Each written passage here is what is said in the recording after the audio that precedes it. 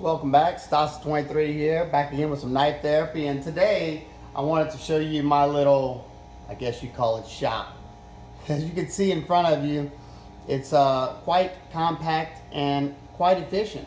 You don't have to have a huge shop to make things happen, and you know, this is what I have and this is what I work with. I know it's kind of funny, but I'm gonna go through everything that I use, and I'm gonna show you my face because I'm gonna be attending a Blade Show this year, and if you happen to see me or happen to recognize me, please come talk to me. Come say, hey, Timmy, my first name is Nick. I'd be happy to meet any of you guys. So here we go. Let me start by talking about things I use. How's it going, everybody? I don't know if you can see me too well because I'm using my iPhone. I can't see what y'all see. First of all, this is my buffer. This is what I do polishing with. I polish with this side. And this right here is probably the best invention or the best tool that I've gotten recently. This is, I think it's called a power strap. It's a leather strap that whenever you turn it on, basically get your angle a little bit lower than normal, past one, past two, and it'll bring your knife back to screaming sharp within seconds. All it takes is about 2 passes. This is what I use to rough out the scales, my 1x30 grinder. You know, it's not much. We got a bunch of different belts. I actually got some new belts on the way to get some finer grit belts and some stronger ones to try my hand at a little knife making. This right here I got from Harbor Freight. One of the best $4 I've ever spent in my life. Especially whenever you're doing like G10 or micarta, these belts get clogged up really quick and wood. All you do is run this over it. It's basically a rubber, and it pulls all the stuff the gunk that's been stuck to your belts, if you still have grit left. But great tool, especially for somebody on a budget like myself. Got me a little toothbrush just to kind of get the gunk and stuff out of the inside of the liners whenever I'm trying to see what I'm doing. Always good to have a marker on hand. Got a vise. I don't have it bolted down because I move it in different directions, and I usually clamp it down with one of my clamps whenever I'm doing some of my sanding. I picked up this drill press. This is the exact same drill press as the Craftsman model at, I think, Home Depot, except it's painted a different color and it's got a different name to it. Exactly the same. I paid $56, prime shipping, can't beat it. Best investment I've had so far. Really and truthfully, this and this is all you really need, and a few clamps and some drills, which I'm going to show you in a little while, to do any handle scale modification. The rest just makes things easier. I got a bunch of clamps on this side. As you can see, I got my wall over here. Let me see. I don't know if you guys can see that. Yeah, you can't really see it that well. Sorry about the shakiness. I got my lights. Got my little wall of stuff. Yep, I'm using the freezer behind me to put some of my stuff. I hang everything. Try to make it most efficient. Like I said, I don't have a lot of space to work with, but hey, it works. One thing that's a must is you got to have a good respirator. I use this whenever I'm working with the G10, micarta, anything that's harmful to me, I use this. I also have some regular dust masks that I use for when it's not really that serious. Let me see if there's anything else I want to show you over here. Got my belts. Got my belts up there on the wall, different grits. Got to have eye protection. As you can see, I got safety glasses everywhere. Good pair of gloves. Sometimes you don't want to use gloves when you're doing drill press or that buffer, because if it gets a hold of those gloves, whew, you could be in a world of hurt. Different saws. I got more saws than that. And let's flip you over to this side. Okay. Yes, that is a ping pong table that I use as a workbench, I guess you'd say. I got some nitrile gloves. I got this idea from Jim Skelton. He's starting to make knives, and I got to keep my hands kind of clean with my accident. I can't, I got to make sure I don't get any kind of infections. Another great tool I use all the time is a set of calipers. I bought these from Cabela's. They work great. You can use them. The tips are hardened, so you can use them to score things, mark it on your blades. Great little tool. Not a must-have, but a good one. More eye protection. Regular dust mask. whenever it's not that serious. This is Windex. I started using Windex when I do hand sanding because I got this idea from the Simple Little Life channel. I think it's Jeremy. I'll try to leave a link in the description below. But it makes sanding so much easier. You ought to try this if you're a knife maker or whatever. I know, you know, not everyday knife makers, all this stuff. You're probably not going to see any of this stuff because y'all know it already. As you can see, I got a whole bunch of different kind of bits. Some cheap Harbor Freight bits. These are just woodworking bits. I use them because they're pretty good at counter boring or counter sinking holes. I got a whole bunch of selections. I use this one. This is a set of, I think they're cobalt or something like that. They work good on hard stainless, hard steels, titanium. These are a cheap set of titanium coated high-speed drill bits. It's really good to have, especially when you're doing scale works, to have a bunch of different bits. Whenever I'm trying to find out the hole, the size of the hole, I use a set of transfer punches. That way I can find out exactly the size of the hole and the size of the countersink by using these. I got this idea from a friend of mine named Rod. He said, why not try it? Great investment, not that much money. Over here, I got my hair dryer just in case they got Loctite on any of the screws. Let me see if y'all, make sure y'all can see all this stuff. I'm talking about it, yeah. This is a little toolbox I keep most of my tools in. This is not, I don't keep all this stuff out at one time. I get OCD. Sometimes I do leave it out and the wife goes crazy, so I try to pick it up. I got a bunch of different torches. This is a great torch. It gets things hotter quicker than any of the other ones I got. And always use MAP gas if you want to try to get good good heat quick. It's a lot hotter than butane, or this is our MAP gas. Another small little torch that I got with one of these bottles. I use this micro torch for trying to get some kind of like the Hinderer style lines. Those style lines are usually achieved by acetylene torch, oxygen acetylene torch, because it gets hot very quick, and that's how they put those. They use a pin torch head, and they can put those real precise lines. But I found using this to heat up the backside and this in the front, I can sometimes achieve those heat lines.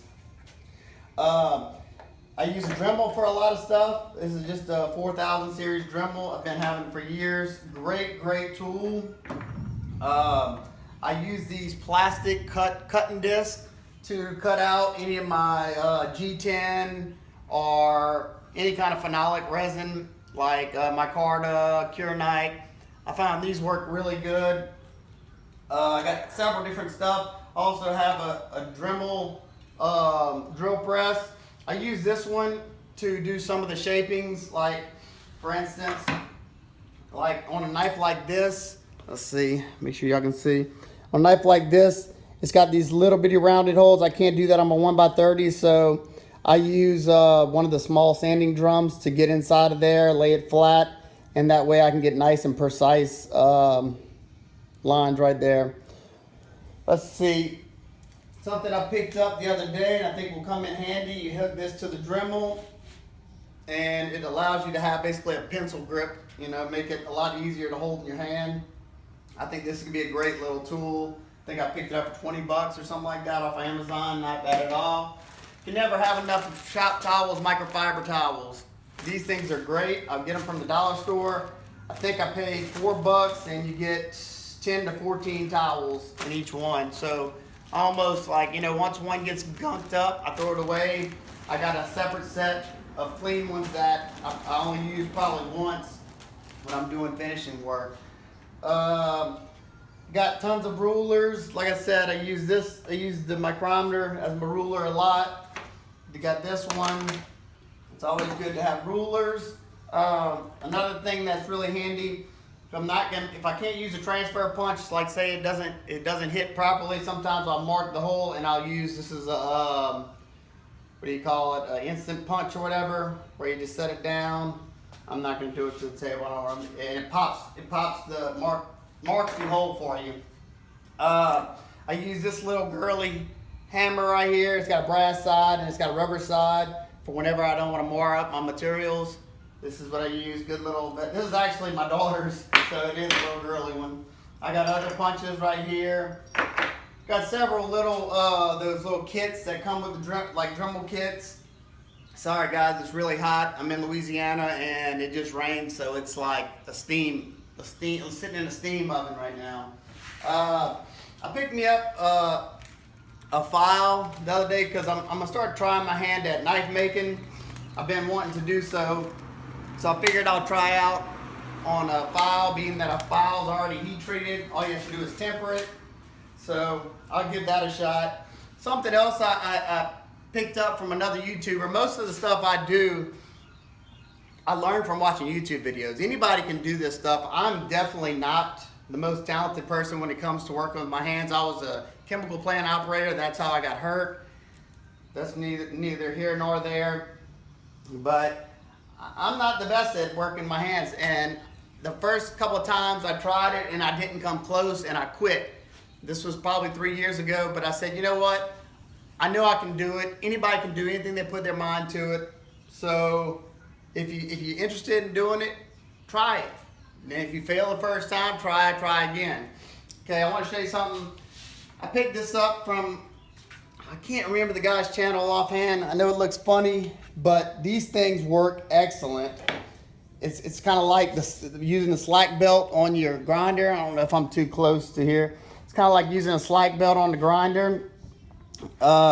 You just got a piece of one of my 1x30 belts that I cut, and I screwed down to this board. Yes, I'm using some of my daughter's tape, I know.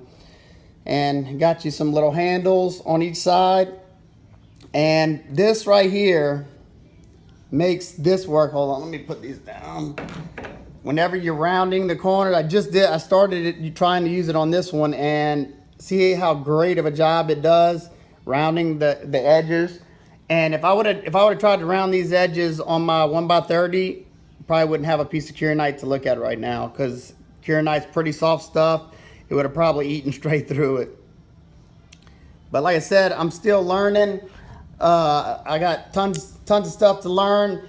If anybody watching this is a knife maker or does modification work, and you can give me some tips or some pointers, or you see something that I don't have that can make my life a lot easier, please let me know. I'm always up for suggestions. I do this work to kind of get my mind off the pain. I live with pain daily because of my accident, and this stuff kind of draws my mind to a calm, serene place, and I can relax and enjoy what I'm doing. I love doing this stuff. Maybe one day I'll do it for other people, for money. I'm not sure right now. I still have a few tools that I'd like to get. Like I want to get a router to try to help me do my chamfering. I want a dust collection system, and I need more space. Eventually, we'll build a new house, and I'll build my own shop, so I won't have this little bitty old section over here to work with. Another great tool until I get my my dust collection system is that boy right there. That is a shop vac. Great to make sure you're not getting those harmful particles all over you and everywhere. Works really good, just really loud and not noisy. My neighbor picked up a dust collection system from Harbor Freight, and it works great. So I think that's what I'll be doing too here soon. I think I pretty much hit all the bases. If you have any questions, comments, concerns, you want to know how to do something, let me know. If there's a video that you'd like to see on me doing this, I do plan on making a video here soon showing the process from start to finish, because that's how I learned. I watched Tough Thumbs do it. He had a few videos of how he did his patterns. I might start trying to do patterns.